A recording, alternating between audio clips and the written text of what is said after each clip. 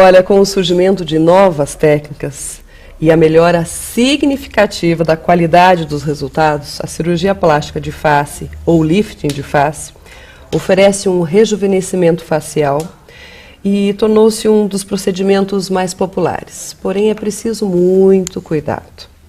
Antes de aderir a uma dessas técnicas de rejuvenescimento, eu quero que você saiba como elas funcionam, como é que você descobre qual é a mais adequada, porque rosto esticadíssimo é coisa do passado. Para a gente explicar melhor tudo isso, eu recebo mais uma vez o cirurgião plástico Dr. Marcos Tomé. Seja bem-vindo.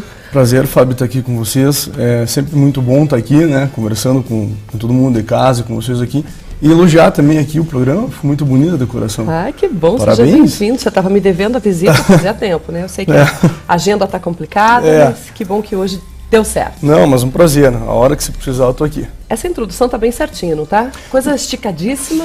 É isso passou. mesmo, exatamente, porque o que as pessoas querem hoje, Fábio, né? A bem da verdade, a mulher moderna, ela se tornou um pouco diferente da mulher antiga, é lógico. Por quê? Porque ela não tem tempo para ficar em casa 1, 2 meses de recuperação, com o rosto todo inchado, enfaixada, por extremo, por assim dizer. Ela tem as atividades do dia a dia, né? Tem que trabalhar, tem que levar os filhos, por exemplo, para o colégio, mas tem as atividades normais. Então a mulher, equiparando com os homens hoje em dia, ela necessita de mais tempo para as suas atividades e menos tempo para uma recuperação. Entendi. Então, advindo disso, o que se pensou na cirurgia plástica? Bom, temos que desenvolver técnicas que a gente consiga fazer a cirurgia ter um efeito similar a um efeito mais antigo, mas que a pessoa retorne às suas atividades mais rapidamente.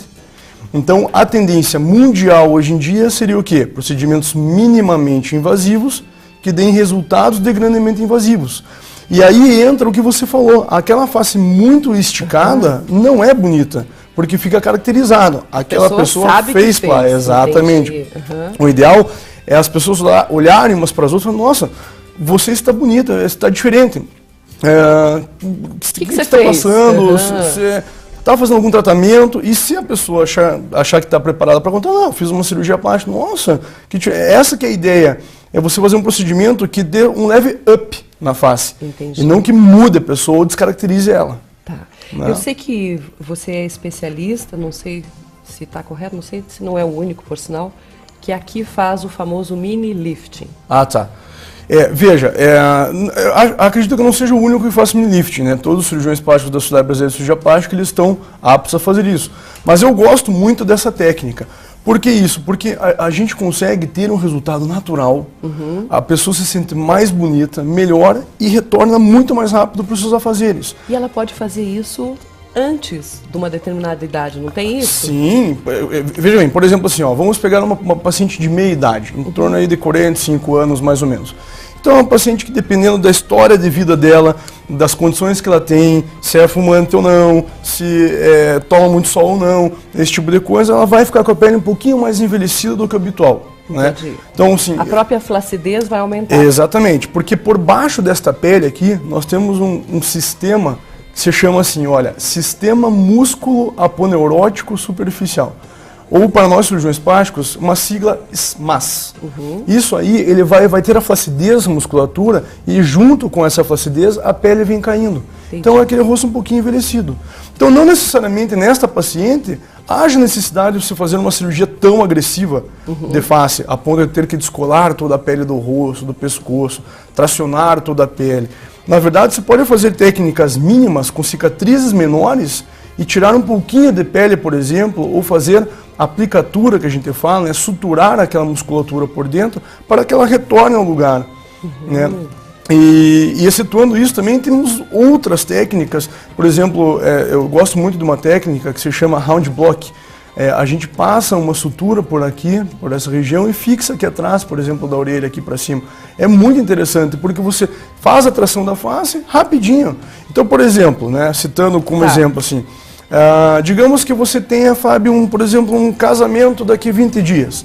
Você vai até meu consultório e fala assim, olha doutor, eu queria fazer algo na minha face em que eu me sentisse bem, mas eu tenho um evento daqui a 20 dias. E tenho que estar bonita sem hematomas. E tenho que estar lá bem para esse dia. Mas eu queria fazer uma plástica de face.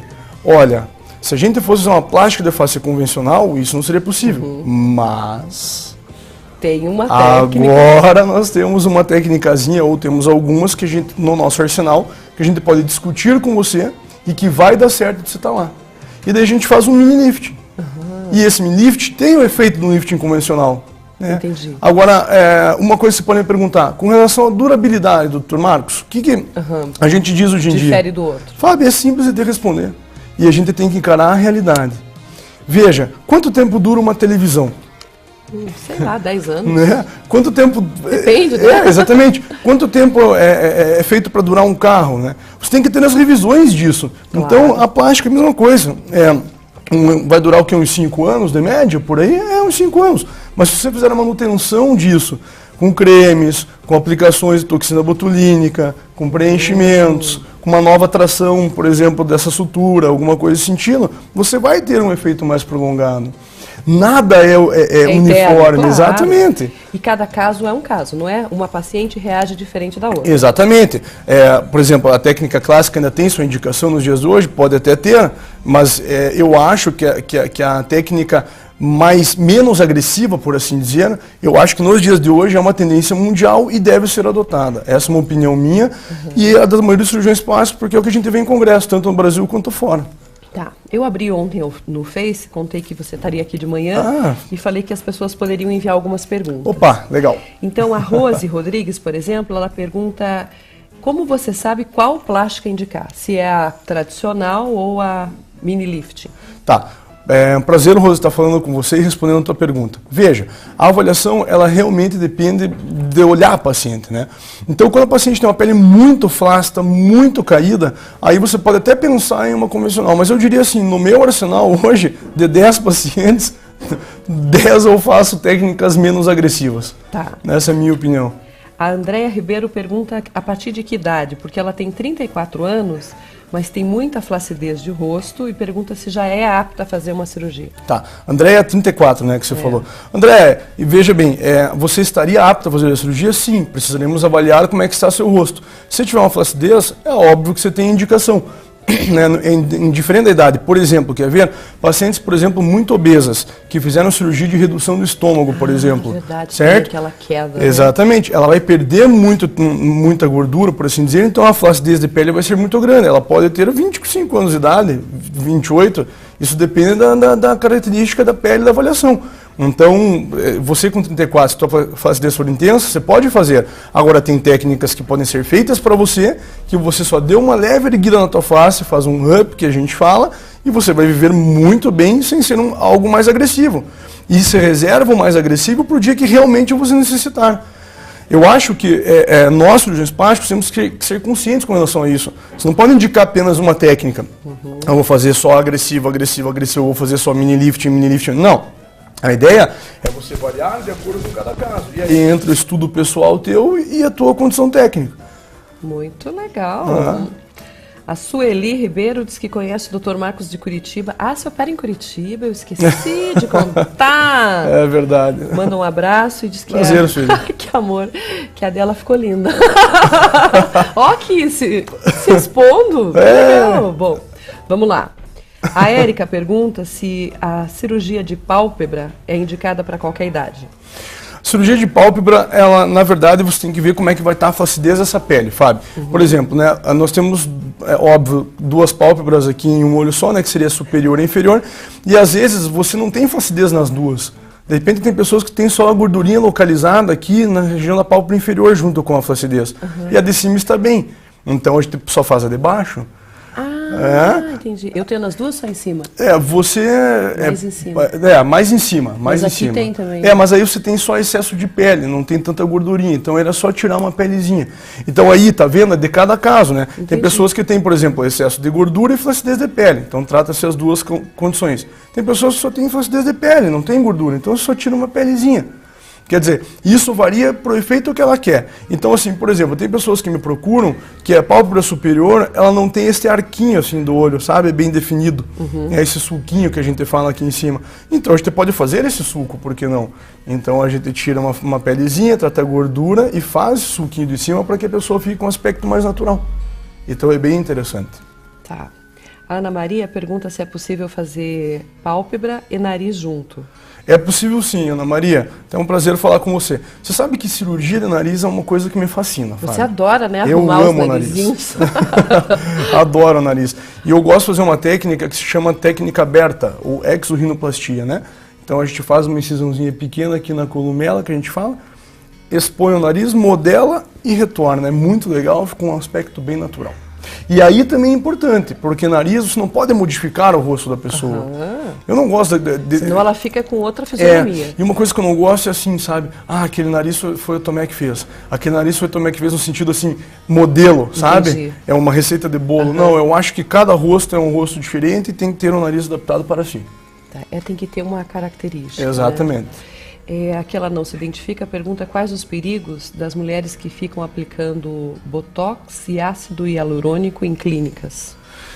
Olha, eu diria para você o seguinte, se você procurar um cirurgião plástico, membro da Sociedade Brasileira de Cirurgia Plástica, aqui em Ponta Grossa, nós somos em alguns, e aliás muito bons, você não tem perigo nenhum com relação a isso. O que eu acho que é perigoso é você ficar procurando um médico ou algum outro profissional, fisioterapeuta ou cabeleireiro, que não seja especialista na área. Eu acho que ela se referiu a clínicas de estética e não a clínica com cirurgião. A clínica de estética, veja, eu acho o seguinte, é a mesma coisa que eu perguntar para você assim, quer ver? Olha, quem que resolve o teu problema aqui na televisão, Fábio? Quem que conserta a câmera? É o técnico na câmera. Daí de repente eu resolvo abrir a câmera, será que vai dar certo?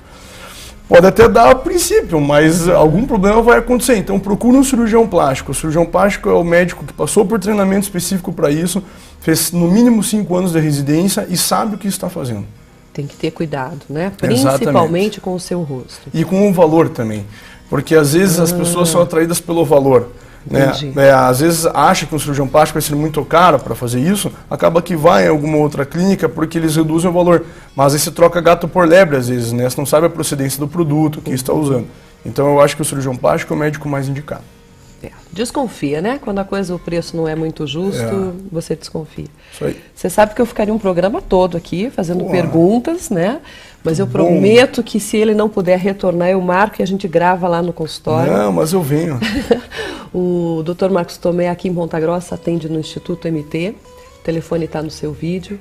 E eu acho muito legal quando o Marquinho vem, que ele fala exatamente isso, que o importante é você procurar um cirurgião credenciado, né? Exatamente. Que você saiba quem é, de onde veio, saiba a sua formação. Não se arrisque, principalmente quando você está oferecendo seu corpo para se cuidar.